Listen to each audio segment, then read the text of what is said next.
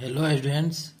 आज के इस वीडियो में हम लोग अभिसारी और अपसारी दर्पण के संबंध में जानने का प्रयास करेंगे।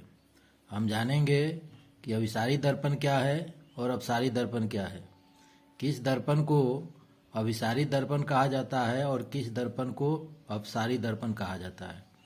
इंग्लिश में अभिसारी दर्पण को कन्वर्जिंग मिरर और अपसारी दर्पण को डाइवर्जिंग मिरर कहते हैं। तो आइए समझते हैं अभिसारी और अपसारी दर्पण को। सबसे पहले हम लोग एक अवतल दर्पण बनाते हैं। यह एक अवतल दर्पण हुआ, यह एक अवतल दर्पण हुआ। अब आप जानते हैं कि अवतल दर्पण का जो मध्य बिंदु होता है, दर्पण का जो मध्य बिंदु होता है उसे हम ध्रुव कहते हैं, और यह दर्पण जिस गोला का भाग है उस गोला के केंद्र को दर्पण का वक्रता केंद्र कहते हैं।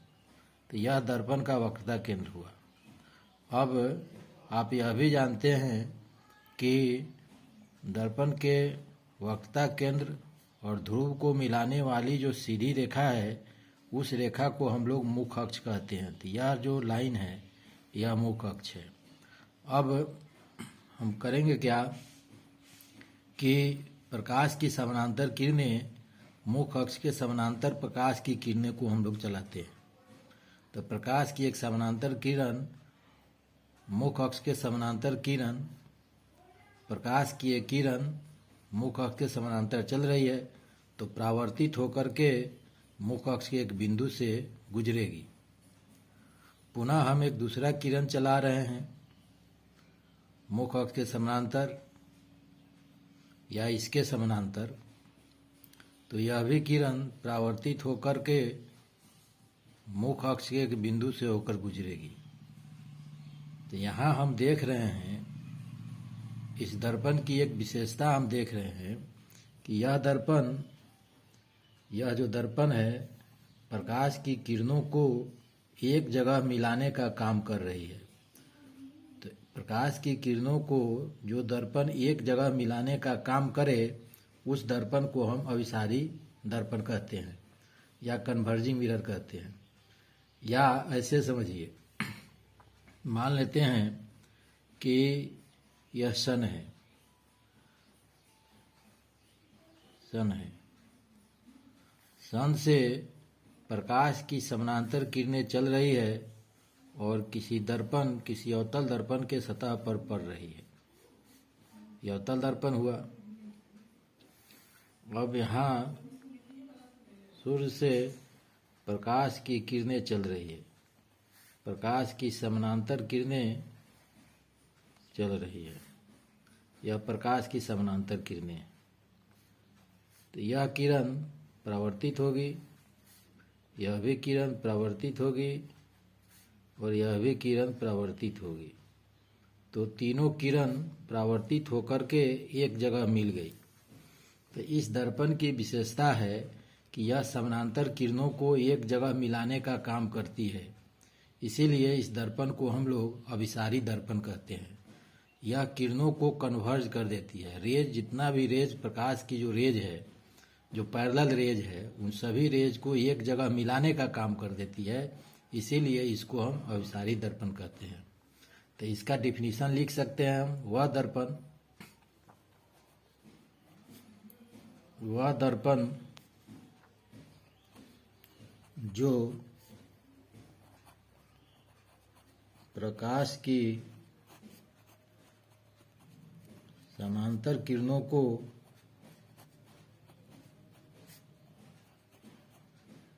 एक जगह मिलाने का कार्य करती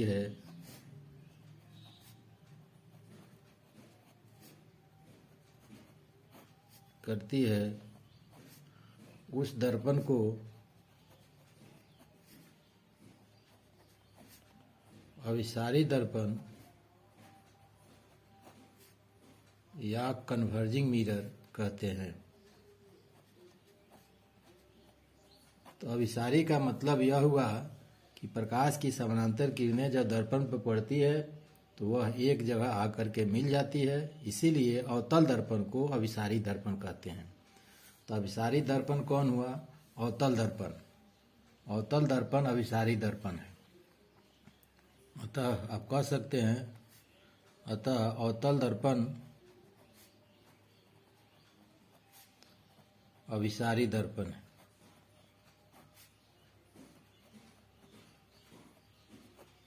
अब आइए दूसरा देखिए, अपसारी दर्पण।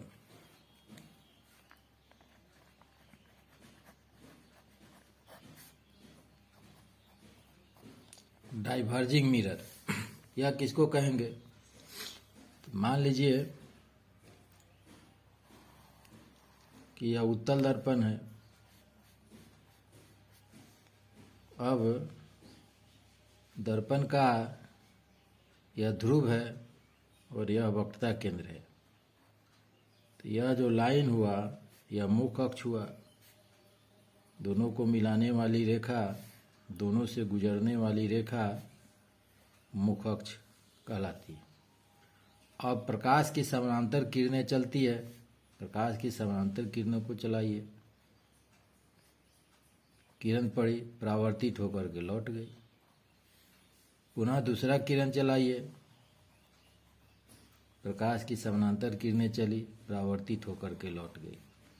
तो यहाँ हम देख रहे हैं यह जो दर्पण है प्रकाश की समानांतर किरणों को एक जगह मिलाती नहीं है, फैला देती है, दूर भगा देती है।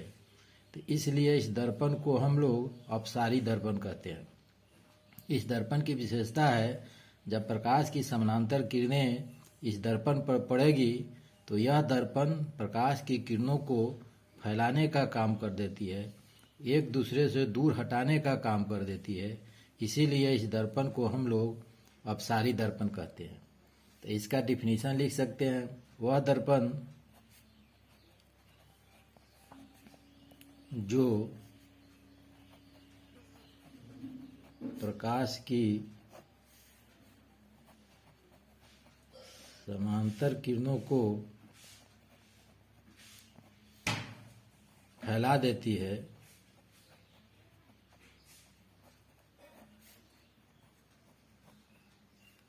उसे अपसारी दर्पण कहते हैं।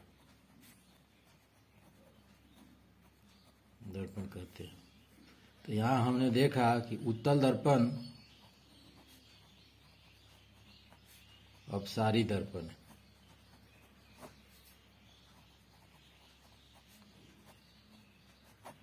तो इस वीडियो में हमने सीखा कि अभिसारी दर्पण क्या है और अपसारी दर्पण क्या है। सिंपली हम लोग कह सकते हैं कि अभिसारी दर्पण वह दर्पण है जो प्रकाश की समानांतर किरणों को एक जगह मिला देती है, और अपसारी दर्पण वह दर्पण है जो प्रकाश की समानांतर किरणों को फैला देती है, दूर हटा देती है। तो उसे हम अपसारी दर्पण कहते हैं। उत्तल दर्पण एक अपसारी दर्पण है और अवतल दर्पण अभिसारी दर्पण है। आज के वीडियो में इतना ही, फिर मिलेंगे अगले वीडियो में। तब तक के लिए धन्यवाद।